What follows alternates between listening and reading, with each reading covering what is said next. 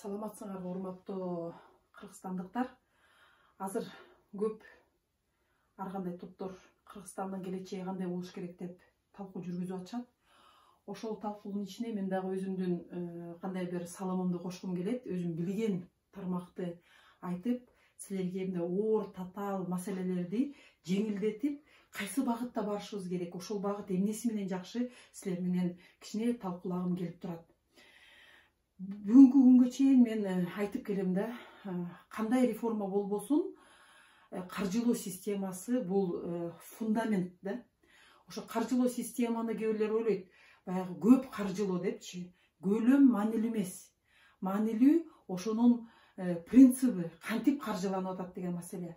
Анткени себеби бүгүн мен чоң мамлекетте болуп аткан окуяларды мындай үй бүлө менен салыштырып туруп, анын үй бүлөдө болуп аткан окуянын негизинде эмне үчүн кээ бир системалар өнүгүп кетет, а кээ бир системалар өнүкпөй калат деген нерселерди мындай жөнөкөйлөтүп айтып бергенге кызыктармын да.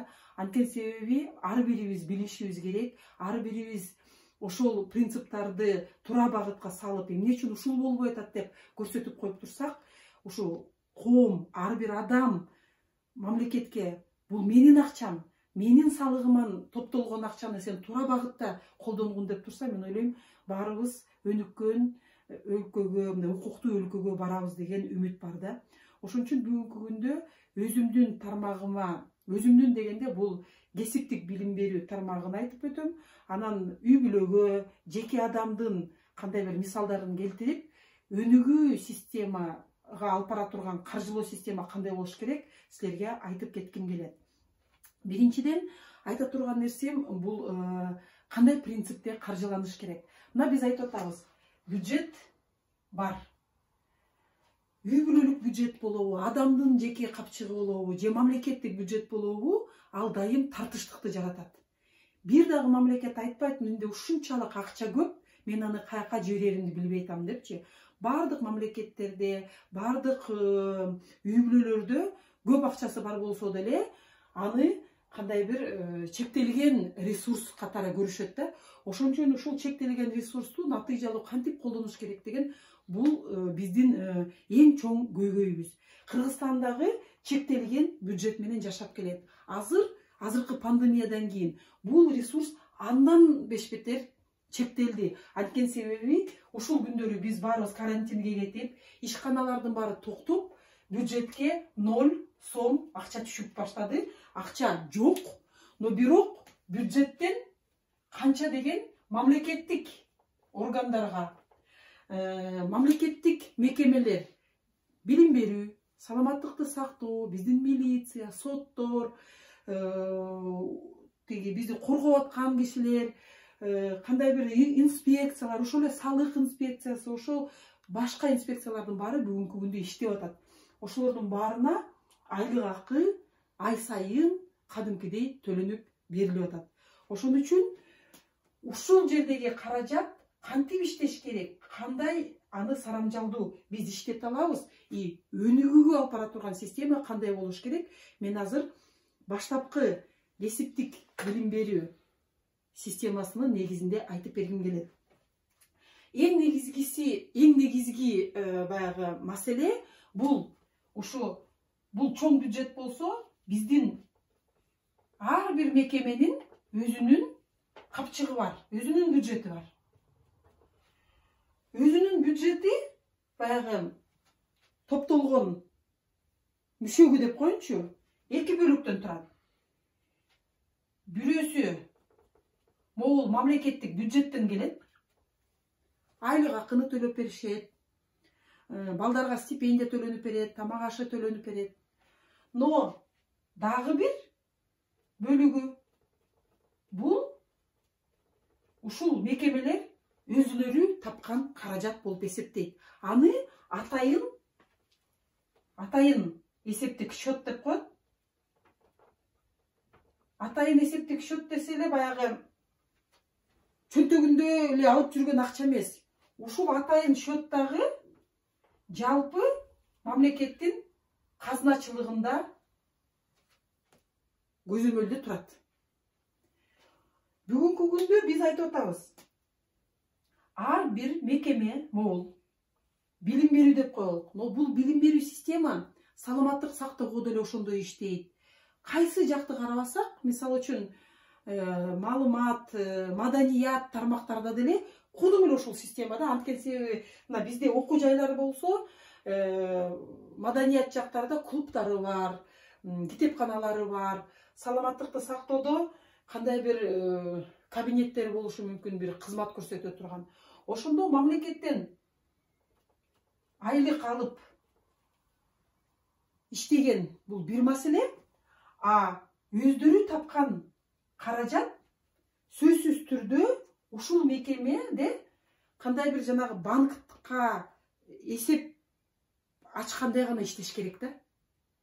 Мисалы, түшүндүрө кетейин, кандай бир бош имаратынын бош кабинети турса, бош тургандан көрө мен ижарага берип коеюн деп, ижарадан акча түшүрүп алганга мүмкүнчүлүк болуш керек. Мисалы, бүгүн мына кондиционерлер бар, муздаткыч. А бизде ошо муздаткычтарды оңдогон устаттар бар. Бүгүнкү күндө мамлекеттик органдар, биз деле агенттик мамлекеттик органбыз. Ошондой кондиционерлерибиз сынып калса, биз акчаны алып, тендер жарыялап, анан тендердан кандай бир компаниялар утуп, анан келип биздин кондиционерлерди жасап берип, ушундай механизм да. А биздин системадагы мекемелерге мүмкүнчүлүк берип койсо, келишим түзүп эле жасап бер десе, биринчиден арзан, экинчиден устаттын көзөмөлүндө окуучу да келип өзүнүн өндүрүштүк практикасынын негизинде ошолорду ремонттоп коюп турса, канча деген заказдар түшүп, ошол лицейге каражат түшүп могу жерге. Бул лицей жалпысынан бутуна туруп кеткен мүмкүнчүлүк кадимкидей пайда болот. Ошондо бүгүнкү күндө биздин могу лицейлер кечке эле айлык эле берчи деп. Эми ошол айлыкты мынтип жалпысынан караганда, ооба, көп акчаны биз талап кылабыз, 1 миллиард 250 миллион сомго чейин. Но бирок 99 лицейлерге бөлө келип, анын ичиндеги устаттарга бөлө келгенде 9 миң, 8 миң, 10 миң, 12 миң ушундайдын тегерегинде эле болуп калат. Мисалы, мен абдан жакшы машина оңдогон устат болсом, 10 миң сомдун көзүн карап, эмне кылам отуруп, үйдөн эле 2-3 машинени жасай койсом, 4-5 миң чөнтөгүмө түшүп кала турган болсо. Ошон үчүн биз айтып атабыз, мыкты устатты биздин окуу жайларга устат болгон деп тартып келиш үчүн биз бул жердеги айлыкты эле карабастан дагы кызмат да көрсөтсүн. Кызмат көрсөткөндө балдар дагы устаттын жанында туруп, анан кичине үйрөнгөндөн кийин устат тигини чече бергиле, тигини менен туташтыргыла деп коюп, ошо тапкан акчасынын 10%-ын устаттын айлыгына кошуп берип, а ошо кыйын устаттар келип алып өзүнүн чеберчилигин балаларга таратып турса, 1 жылдын ичинде же 3 жылдын ичинде жана окуу мөөнөтүнүн ичинде күндө келген заказдарды аткарып турса, бир четинен лицейге да акча түшүп турат, мастерге дагы жанагы 10%, канчалык көбүрөөк акча тапсам, көбүрөөк акчанын 10%-ы мен үчүн чоң айлык болот деп, ал да күнү түнү иштеп баштайт. Бара-бара бияктагы иштеген балдарга дагы жанагы дуалка деп туруп, иштеген ишиң мынакей деп туруп, акчасын төлөп берип, ушул лицейлер күндө окат жасап аткан бала менен анда-санда бир окат жасаган баланын жөндөмдүүлүгү дагы башкача болот да. Ошондо биз азыркы мен айтып аткан системаны ишке ашыра ала турган болсок, балдарыбыз дагы күндө заказдын негизинде иштеп, күндө машина оңдойбу, тамак жасайбы, же бирөөнүн чачын дайым кыркып турабы, ошончолук чебер болуп чыгат да. Ошентип жалпысынан карап көрө турган болсок, жалпы система бюджеттин эле акчасын, мамлекеттен эле качан мага акча бересиң деп карап отурбастан, ооба, момунча акча бар, могу мамлекет могул ишти жасагын деп могул акчаны берип атат. Но бирок өнүгүү, кеңейүүсү бул менин колуман келген өзүмдүн ишим болуш керек деген системаны биз киргизбесек, бүгүнкү күндө мамлекет кызмат көрсөтүүгө болбойт деген чечим чыгарып койгон. Кызмат көрсөтпөсө, анда кантип алар чебер болушат. Экинчиден, бюджеттен берген акчасынын 86% бул жалаң айлык. Анан стипендиялар кошулуп, тамак аштар кошулгандан почти 90% ушул баягы мугалимдерге жанагы балдардын стипендиясына кетет. А материалдарчы, мисалы үчүн тракторду айдаш үчүн балдар солярка коюш керек. А соляркага аз акча берсе, балдар көп болсо, ар бир окуучу 10 эле мүнөт трактор айдаса, ал кантип чебер болот. А эмне үчүн ошо солярканы куюп берип туруп, ошол окуучуну кел тетиги Ашматтын огородун айдап беребиз. Ал бизге 500 сом төлөп берди деп туруп, ошол огородду айдап бергенге 300 сомуна солярка кетсе, 200 сомун алып койсок, кийинки алган акчадан кайра солярка коюп алып туруп, тиги Ташматтын огородун айдайбыз десе, канча деген бала ошону айдап, көрсө ушинтип акча табылат турбайбы дегенге ынанып калмак да. И бул багыт кайсы жерди карабасак, ашпозчулар деле бирөөнүн заказдарын аткарып, кооз кылып, тамактарын жасап берип отурса, айыл жергесинде куда тоссоң тиги училищанын балдарына айтсаң жөнү укмуш нерселерди даярдайт экен, ошолор эле калькуляциясын да чыгарып берет, ошолор деле обслуживать этип берет деп туруп, анан обслуживать эткенге акчасын төлөп берип коюп турса, ачык эле счетко түшүрүп, могул акчасынын баарын пополнять этип, бир жагынан балдар жасап турушат, кооз, көрсө конокту ушинтип тозот турбайбы, көрсө ушундай сервировка бар турбайбы деп туруп үйрөнүп калышат. Экинчиден, лицейге акча түшүрөт, ал акчасынан бир нерселерин оңдоп алат, балдардын жөндөмдүүлүгү көтөрүлөт. Ошентип, кайсы багыт болбосун, бул мамлекеттик мекеме өнөт өсөт. Бүгүнкү күндө биз карай турган болсок, бардык акчаны биз бюджеттен күтөт экенбиз. Эмне тиги жериңде ремонт жасабайсың десе, бизге мамлекеттен ага ремонтко акча берилген жок. Анткени мен айтып атпаймынбы, 86% жалаң айлыкка эле берилет да. Мындай акчаны берип коет ремонтко, эми ошол ремонтту барсаң эле баарыныкы мына могу чатырыбыздан суу агып атат, тетиги жерибиз чирип жерге түшүп атат, полубуз тигиндей мындай дейт. Бир нерсе жасап акча таппайсыңарбы десе, кызмат көрсөткөнгө тыюу салынган дейт. Ошентип отуруп, мыкты устатты да өзүнө тарта албайт, анткени жанагы берген айлыгы кыйын устаттарга таптакыр мен андай акчаны мындай үйдөн эле отуруп таап алам деп келбейт андай айлыкка. Ошентип отуруп, система бүгүнкү күндө жалпысы менен талкаланып баратканын биз көрүп атабыз. Ооба, шаар ичинде, элдер көбүрөөк жакта баягы айласыздан балдары барып окушат. Но бирок мен айтат элем, ушундай болгон система мындан да чоң, мындан да жакшы, мындан да мыкты адистерди даярдаганга потенциалы бар. Бирок аларга финансылык мүмкүнчүлүк бериш керек. Буну финансылык децентрализация же борбордон ажыратуу деп коет. Биздин мамлекетте тескеринче борбордошкон. Баарын борбор чечет. Баарын финансы министрлиги чечет деген системаны түзүп коюшкан. Могул борбор ким, канча акча, каяка барат. Мына азыр пандемия башталды, айлыктан башка эч нерсе каржыланбайт деп койду дагы. Бирок пандемия башталганда бет каптарды ким биринчи тиге баштады? Мамлекет оор абалга түштү, маска жок калды деп туруп окуу жайлар тиге баштады. Азыр мына күн ысып атат, ошол эле кондиционерлерди оңдогон акча мамлекетте бөлүнгөн эмес. Но бирок күн ысып атат, отурганга мүмкүнчүлүк жок, дем алганга мүмкүнчүлүк жок. Ким оңдоп бере алат? Ушундай лицейлердин устаттары келип оңдоп бергенге мүмкүнчүлүктөрү бар. Эмне үчүн кымбат баа болбосо да мындайга өзүнүн чеберчилигин ошондой эле окуучулар деле үйрөнүп алса, кондиционерди оңдоп кеткенге мүмкүнчүлүк болмок. Ошентип ар кайсы тармактарда алып кетип бир четтен акча да табып, ошол акчаны чөнтөгүнө салып албастан лицейге түшүрүп, лицейдин 10%-ын өзүнө жашырын кокуй прокуратурага кармалып калбайын дебей иштегенге мүмкүнчүлүк түзүлөт да. Ошол маселени биз парламентке азыр чыгарып атабыз. Могул атайын эсеп счету лицей болобу, саламаттыкты сактоо болобу, бардык жерде ачык счет кассага түшүп, кассадагы счеттон каалаган учурда крышамды жасатамбы же биягын цементтетемби же сууну киргиземби дегенди ачыкка чыгарып койсо жалпы мамлекет утат да.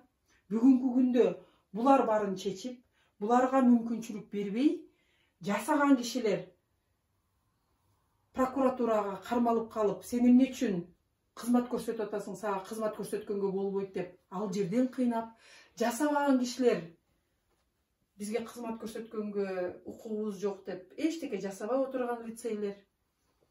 Кээ бир лицейлерге донорлор сонун оборудованияны сатып берип койсо, ошол бойдон жап-жалтырак кылып туруп, музейге экспонат кылып койгонсуп коюп коет, а окуган балдар ошол эле оборудованияны карап эле жалдырап окуп кетип, эчтеке күндө борщ жасабаса кайдагы ашпозчу, күндө бирөөнүн чачын кыркпаса кайдагы чачтарач, күндө ширетүүнү жасап отурбаса кайдагы мастер болот. Ошон үчүн бүгүнкү күндө биз аябай ойлонуп турган чоң маселе бар да. Ошол маселенин, ошол өнүгүүнүн түп тамыры бул каржылоо системасы. Эгер каржылоону биз борбордон ажыратпасак, эгер биз мүмкүнчүлүк өз алдынча каалаган учурунда алып колдонгун дегенди бербесек, өнүгүү болбойт. Бирок биз айтып атабыз, бизге жөн эле берип кой, биз баарын өзүбүз кылбайбыз деп алдап тура эмес. Биз аларга эмнени айтышыбыз керек? Баягы убада катары. Эгер бизге ушунчалык баягы акчаны өзүбүздүн капчыгыбыздай кылып, ар бир өзү лицей тапкан акчасын өзү коротконго мүмкүнчүлүк берди, бул мамлекеттик мекеме да. Ошон үчүн ар бир квартал сайын бюджетке канча акча түштү, кайсы булактардан, ана кайсы багытка коротулду деген нерсени сайтка ачык илип коюп турса, любой журналист жана попечительский совет деген бар. Ошол жердеги ата-энелер деле карап көрүп, канча акча түшүп атат, каяка кетирип атат, жылдан жылга эмнелер оңдолуп атат, кайсы техникалык база, жаңы трактор алынып атабы, полу жаңырып атабы, же кышында үшүп балдарыбыз отурбай жылуу система болуп атабы дегенди ошол жердеги жарандык көзөмөл болуп турмак да. Ошондо мен айтат элем, ушул өнүккөн система.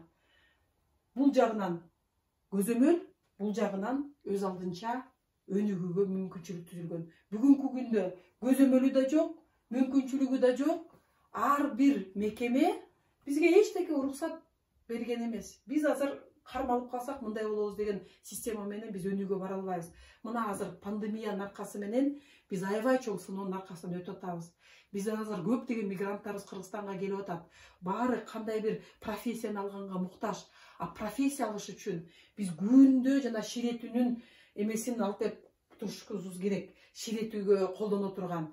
Биз ашпозчуну даярдашыбыз үчүн күндө продукты питанияны алып алып туруп үйрөтүшүбүз керек. Биз тигичүүнү үйрөтүш үчүн күндө ткань алып берип туруп, заказдарды алып тигип, аны үйрөтүшүбүз керек. Биз андайга мүмкүнчүлүк албай турган болсок, мондай кичинекей акчага ушунчалык материал алып алып туруп, бир күн тигип коюп туруп, анан бир дипломду берип, мына сен кыйын тикмечисиң деп айтканга барсак, анда биз өзүбүздү алдайбыз. Биздин мекемебиз да өнүкпөйт, балдарыбыз да кыйын устат болуп чыкпайт. Биздин мамлекетибизге дагы эч кандай бир пайда келбеген системада. Ошон үчүн, урматтуу кыргызстандыктар, маселе ар бирибизге кандай мүмкүнчүлүк берет? Бул маселени чече турган бийлик борбордогу. Азыр аткаруу бийлик буга бара элек, эртең парламент аткаруу бийликти көзөмөлгө салып, багытын аныктап бере турган парламент болгондуктан, эртең парламентте ушул маселелерди көтөрүп, парламентти көзөмөлгө алып бергиле. Бул жакта мыйзам жетишпей атат. Могу жерде токтомуңар жетишпей атат. Могу жериңерде бүт мыйзамдарыңардын баары даяр, көзөмөлүңөр жетишпей атат деп туруп айтып беребиз. Эгер ошол биз айткан 7 пункттун баарын аткарып берсе, могул система иштей баштаса, биздин лицейлердин баары бутуна туруп жакшынакай ишкана болгонго толук мүмкүнчүлүктөрү бар. Бул система биздики деле эмес. Саламаттыкты сактоо деле ушундай бар. Маданиятта да ушундай система. Кудум эле ушул көйгөйлөрдө. Ошон үчүн биз жалпы Кыргызстанда каржылоо системасы кандай ойлоно турган мезгили келди. Эгер ушул видео силерге түшүнүктүү болсо, эгер жакса, лайкты басып туруп, анан баланча теманы дагы түшүндүрүп берсеңер жакшы болот эле, ал эмне үчүн ушундай болуп атат деп суроолоруңарды берсеңер, биз кандай бир примердин негизинде, мисалдын негизинде ушундай видео жасап, анын аркасында эмне турат, эмне үчүн чечилбей атат деген нерселерди көрсөтүп, жалпы агартуу видеолорду